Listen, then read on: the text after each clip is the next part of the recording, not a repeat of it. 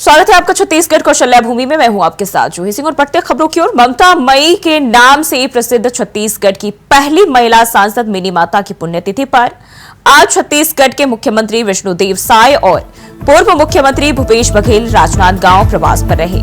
मुख्यमंत्री विष्णुदेव साय नए bus stand स्थित सतनाम भवन के पास स्थापित मिनी माता की प्रतिमा पर माल्यार्पण किया और उसके बाद सीएम ने भाजपा द्वारा निकाली जाने वाली हर घर तिरंगा यात्रा को हरी झंडी दिखाकर रवाना किया।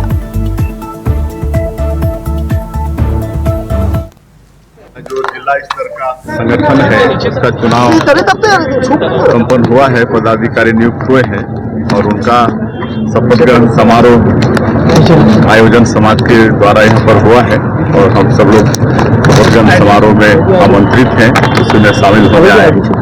तिरंगा झंडा तो सबका है, पूरे भारतवासी का है और आजादी की लड़ाई में हजारों लाखों हमारे वीर सपूत शहीद हुए हैं, उनके बदौलत हम लोग को आजादी मिली है। तो तिरंगा झंडा तो एक ही झंडा है, सबको अधिकार है अपने घर में फहराने का। ठीक है सर, धन्यवाद।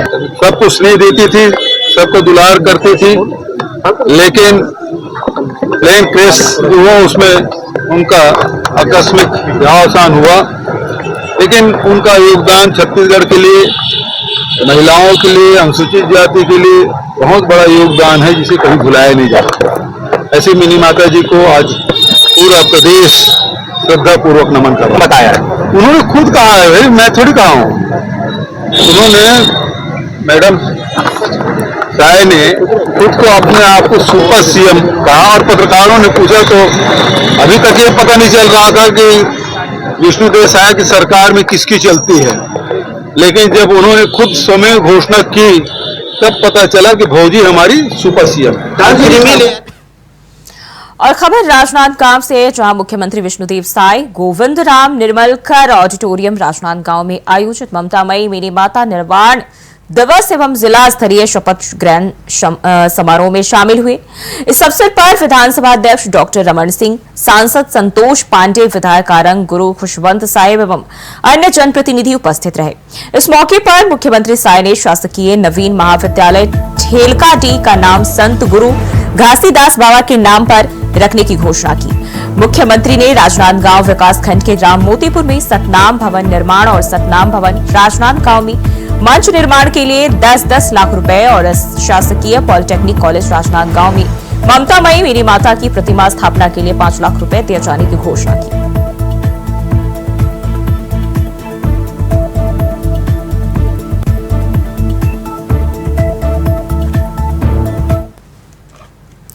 और वहीं खबर राजनांदगांव से, जहां मुख्यमंत्री विष्णुदेव साय राजनांदगांव के नया बस स्टैंड में आयोजित तिरंगा रैली में शामिल हुए। उन्होंने हरी झंडी दिखाकर तिरंगा रैली को रवाना किया।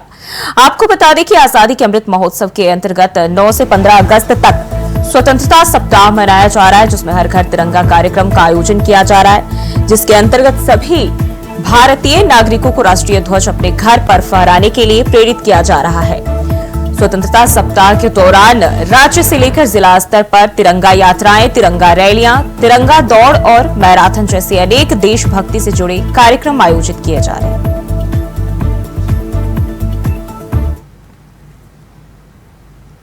और बढ़ते हैं आगे, खबर रायपुर से है। छत्तीसगढ़ भाजपा महिला मोर्चा ने प्रदेश कार्यालय कुशाभाऊ ठाकरे परिसर में सावन उत्सव का आयोजन किया, जिसमें मुख्यमंत्री विष्णुदेव साय भी शामिल हुए। इस कार्यक्रम में महिला बाल विकास मंत्री लक्ष्मी राजवाड़े, भाजपा के राष्ट्रीय उपाध्यक्ष सरोज पांडे, हरियाणा के पूर्व सांसद सुनीता दुग्गल और पूर्व सांसद रेणुका सिंह समेत महिला मोर्चा की कई सदस्य भी उपस्थित थी। उत्सव में प्रदेश के विभिन्न जिलों से आई महिलाओं ने सावन महोत्सव में लोक नृत्य भी प्रस्तुत किए। वहीं मुख्यमंत्री विष्णुदेव साय ने सावन महोत्सव में शामिल होकर प्रदेश की सभी बहनों को इस उत्सव की बधाई दी। उन्होंने कहा कि विधानसभा और लोकसभा चुनावों में महिलाओं का पूरा सहयोग मिला है, इसलिए महिला मोर्चा की सभी महिलाओं को बधाई। उन्होंने कहा, ऐसे आयोजनों से पार्टी प्रदेश की संस्कृति को सहेजने का प्रयास कर रही है।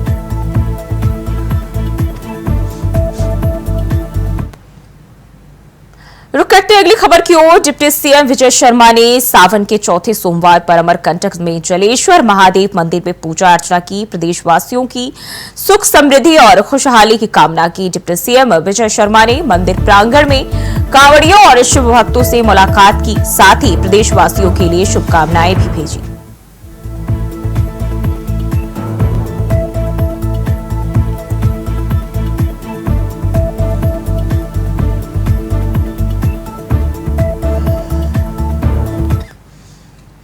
खबरों में बढ़ते आगे खबर रायपुर से, जहां उप मुख्यमंत्री विजय शर्मा ने अमरकंटक के मृत्युंजय आश्रम में कांवड़ियों के लिए की गई व्यवस्थाओं का निरीक्षण किया और स्वयं कांवड़ियों के साथ बैठकर भोजन भी करते नजर आए। उप मुख्यमंत्री श्री शर्मा ने कांवड़ियों को भोजन का वितरण भी किया और उनके साथ पवित्र सावन महीने की इस महत्वपूर्ण यात्रा में भागीदारी की।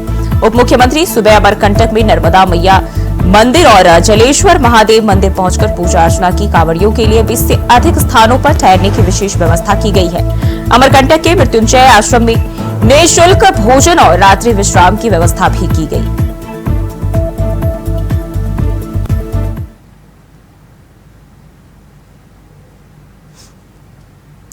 और वही खबर रायपुर से है, जहां मानपुर मोहल्ला में नक्सली सहयोगी की गिरफ्तारी के बाद शुरू हुए सियासी आरोप प्रत्यारोप के बीच पूर्व मुख्यमंत्री भूपेश बघेल के आरोप पर उप मुख्यमंत्री विजय शर्मा ने पलटवार किया है। उन्होंने कहा कि दस्तावेजी प्रमाण है जिसकी हम बात कर रहे हैं। अगर आपके पास आरोप का कोई प्रमाण, आपके आरोप का कोई प्रमाण थोड़ी ना है, अगर बात है तो प्रमाणित करें।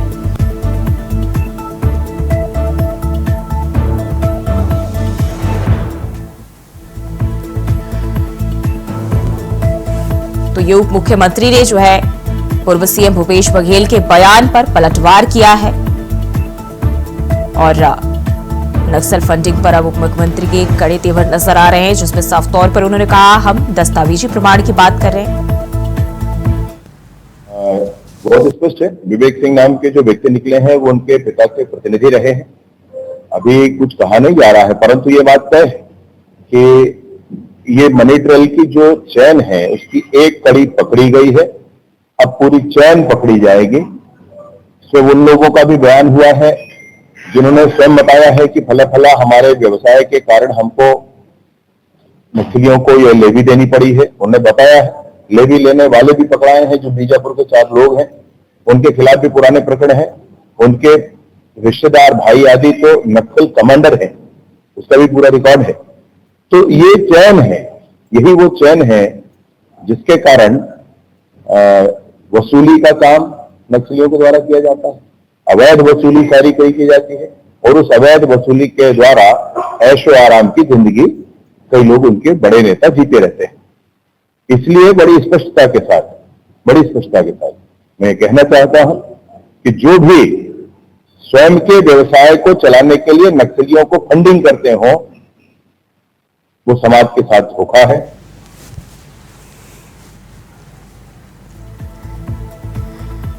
तो नक्सली फंडिंग पर अब उप मुख्यमंत्री ने पलटवार किया है और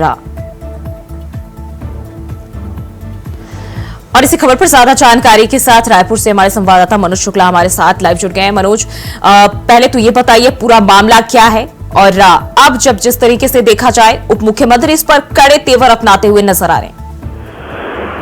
जी, आपको बता दूं ये मानपुर एरिया पड़ता है और वहाँ से 5 नक्सलियों के सपोर्टर पकड़े गए थे। उनको लेकर सांसद संतोष पांडे जो राजनांदगांव के सांसद है, उन्होंने भूपेश बघेल के पिताजी, स्वर्गीय पिताजी नंद कुमार बघेल पर इल्जाम लगाया था कि उसमें जो विजय सिंह नामक व्यक्ति पकड़ा गया है वो जो है नक्सलियों के संरक्षण कहा जा सकता है। नक्सलियों के साथ रहने की बात सामने निकल कर आई। उसका आरोप था कि नंद कुमार बघेल जो है डंडी से, तो ऐसे में भूपेश बघेल ने उनका पलटवार करते हुए संतोष पांडे के आरोपों पर कि हमारे पिताजी जो है इस समय स्वर्गवास हो गए, अब उनको बुला के तो ये बातें पूछी नहीं जा सकती कि नहीं उनके साथ थे कि नहीं थे विजय सिंह। तो यही आरोप को लेकर भूपेश बघेल ने बीजेपी के ऊपर आरोप लगाया था कि वो पूरी जनता जानती है छत्तीसगढ़ की कि नक्सलियों को संरक्षण कौन देता है। इसी बात को लेकर विजय शर्मा ने पलटवार करते हुए कांग्रेस पर जो है आरोप लगाया है कि जो नक्सलियों को संरक्षण दे रहे हैं जैसी ये जो है कांग्रेस के समर्थक रहे हैं और भूपेश बघेल के पिताजी स्वर्गीय नंद कुमार बघेल जी के करीबी रहे हुए हैं। तो यही बात निकलकर सामने आ रही है। अब इस पर सियासत शुरू हो गई है। जी बिल्कुल, सियासत शुरू हो गई है और इस दौरान साफ तौर पर उप मुख्यमंत्री हिदायत दे रहे हैं। वो कह रहे हैं कि हम जो है दस्तावेजी प्रमाण की बात कर रहे हैं।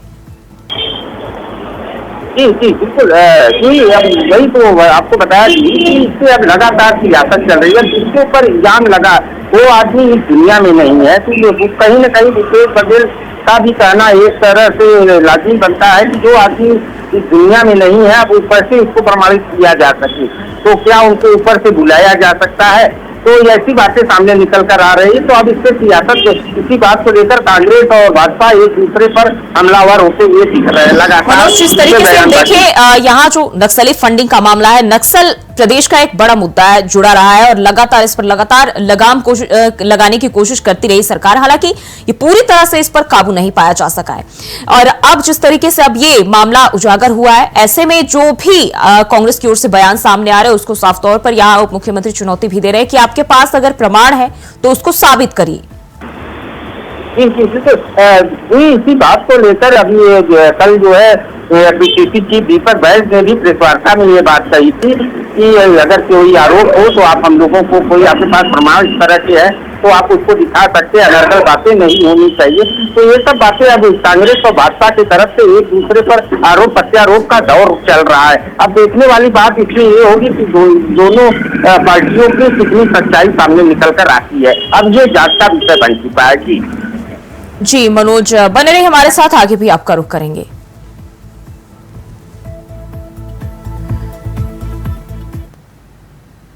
और वही खबर रायपुर से है, जहां उप मुख्यमंत्री विजय शर्मा की अध्यक्षता में ठाकुर प्यारेलाल पंचायत एवं ग्रामीण विकास संस्थान के सभी सीईओ और जिला पंचायत की बैठक आयोजित की गई। बैठक में पंचायत और ग्रामीण विकास विभाग के अंतर्गत चल रहे कार्यों की समीक्षा की गई। उप मुख्यमंत्री ने सभी सीईओ से कहा कि शासन की सभी योजनाएं धरातल पर दिखाई देनी चाहिए।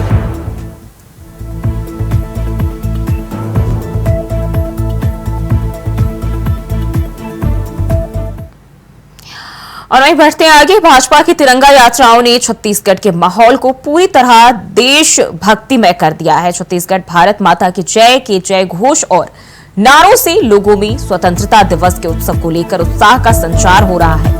भाजपा तिरंगा अभियान के तहत प्रदेश अध्यक्ष किरण सिंह देव ने जगदलपुर के तिरंगा चौक में संविधान शिल्पी बाबा साहेब भीमराव अंबेडकर जी की प्रतिमा पर माल्यार्पण कर हर घर तिरंगा अभियान के अंतर्गत भव्य तिरंगा यात्रा का शुभारंभ किया।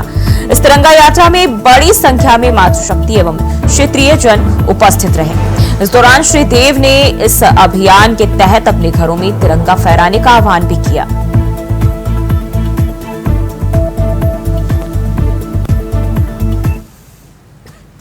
बढ़ते आगे, खबर बिलासपुर जिले में सामने आ रही है, जहां से सार्वजनिक वितरण प्रणाली यानी कि पीटीएस के तहत गरीबों को मिलने वाले चावल की चोरी हो गई, जिसमें 2 गाड़ियों से चावल चोरी की जा रही है। और इस घटना ने जिले में खाद्य विभाग की कार्यप्रणाली पर गंभीर सवाल खड़े कर दिए हैं। यह वीडियो बिलासपुर मुंगेली रोड पर सकरी बेल मुंडी के पास का बताया जा रहा है। रोड पर खड़े ट्रक से चावल चोरी करते समय स्थानीय लोगों ने वीडियो बनाया। गरीबों को मिलने वाले चावल की इस तरह से चोरी के वीडियो सामने आने के बाद हर कोई हैरान है। वीडियो में साफ देखा जा सकता है कि किस तरह से एक नुकीली पाइप के जरिए बोरी से पीटीएस के चावल की चोरी की जा रही है। और एक बार फिर से मनोज शुक्ला हमारे साथ बने हुए हैं, उनका रुख कर लेते हैं। मनोज, जिस तरीके से यह मामला सामने आया है, जो गरीबों के लिए चावल जाते हैं यहां उनकी चोरी की जा रही है, क्या कोई भी इसको लेकर जो है जानने वाला, इसकी खबर लेने वाला कोई नहीं था? जिस तरीके से जो ये घटना सामने आ रही है, क्या मायने निकाले जा सकते हैं इसके?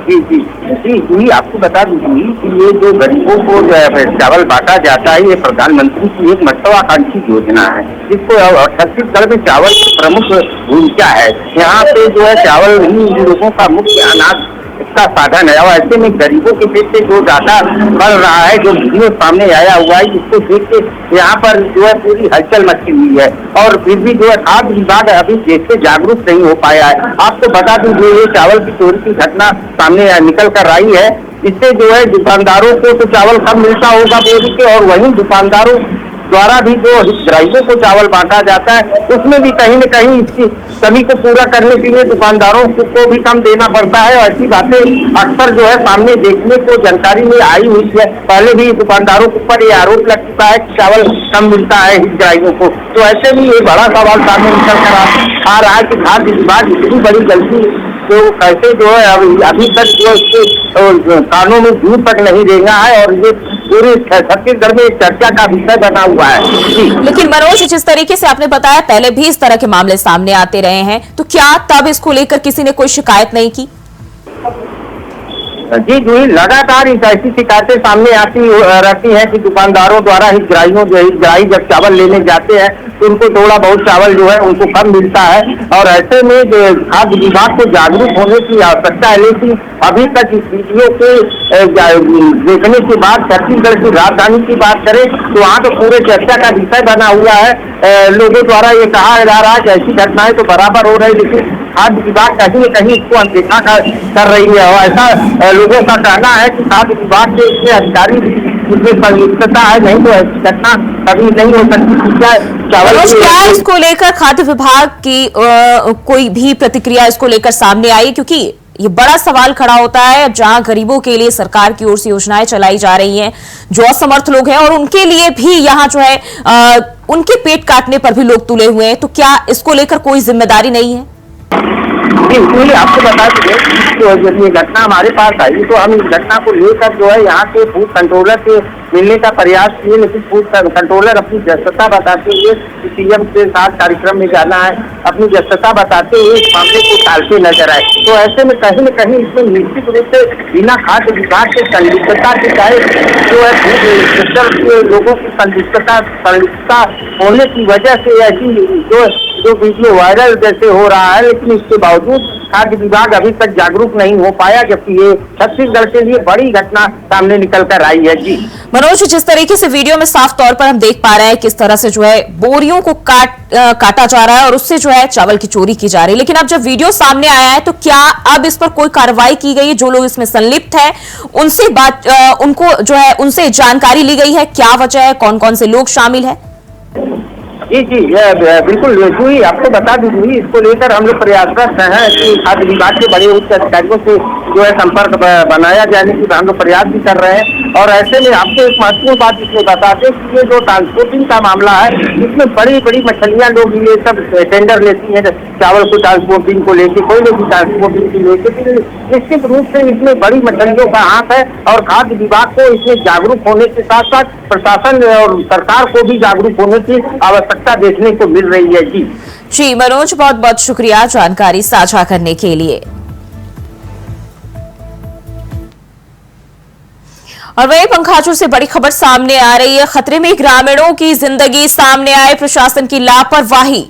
डैम में दरार के चलते बढ़ रहा पानी का बहाव, दरार भरने में सिंचाई विभाग की कोशिश नाकाम, ग्रामीणों ने प्रशासन पर लगाया लापरवाही का आरोप। तो खतरे में ग्रामीणों की जिंदगी और ग्रामीणों ने प्रशासन पर लापरवाही का आरोप लगाया है।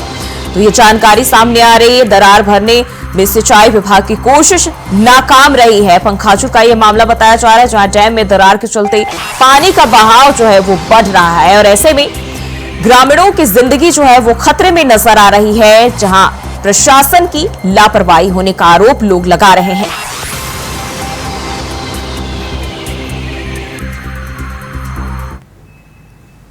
और बढ़ते हैं आगे, खबर बलौदाबाजार से है, जहां शहर के मुख्य मार्ग पर सौंदर्यीकरण के लिए लगी ग्रिल को 4 चोर काटकर फरार हो गए। लोगों ने तुरंत इसकी सूचना थाने में दी। पुलिस ने सीसीटीवी फुटेज के आधार पर 3 आरोपियों को गिरफ्तार कर लिया है। साथ ही चोरी का सामान खरीदने वाले कबाड़ी को भी गिरफ्तार कर लिया गया है। कबाड़ी को सरकारी संपत्ति खरीदने के आरोप में जेल भेज दिया गया। तीनों आरोपियों के खिलाफ अपराध दर्ज कर सरकारी संपत्ति ग्रिल को जब्त कर लिया गया। साथ ही सभी आरोपियों को गिरफ्तार कर जेल भेज दिया गया है। बढ़ते आगे खबर कोरिया से है, जहां वन भूमि को खेत बनाने के उद्देश्य से मेड़बंदी का काम किया जा रहा था, जिसके बाद वन भूमि में हो रहे अतिक्रमण को रोकने गए वन विभाग के कर्मचारियों पर कब्जाधारी ने जानलेवा हमला कर दिया। मौके पर मौजूद ग्रामीणों ने वन रक्षक की जान बचाई और मामले की जांच जारी है।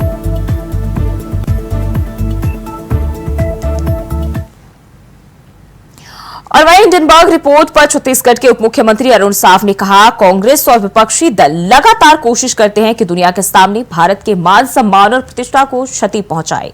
लोकसभा चुनाव के दौरान भी उन्होंने ईवीएम की निष्पक्षता को लेकर और चुनाव आयोग की भूमिका को लेकर प्रश्न खड़ा किया है और यह भी किसी षड्यंत्र का हिस्सा है।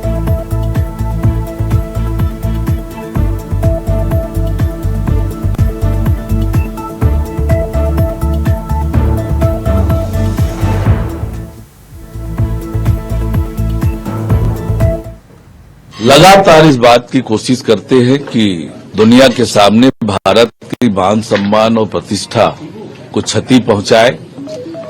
लोकसभा चुनाव के समय भी इन्होंने ईवीएम को लेकर, चुनाव में निष्पक्षता को लेकर, चुनाव आयोग की भूमिका को लेकर जो प्रश्न खड़ा किया, केवल और केवल दुनिया में भारत के मान सम्मान और प्रतिष्ठा को धूमिल करने का ये प्रयास लगातार करते हैं और ये भी कहीं न कहीं किसी षड्यंत्र का। और छत्तीसगढ़ को शलय भूमि में फिलहाल के लिए बस इतना ही। खबरों के लिए बने रहिए इंडिया वॉइस के साथ।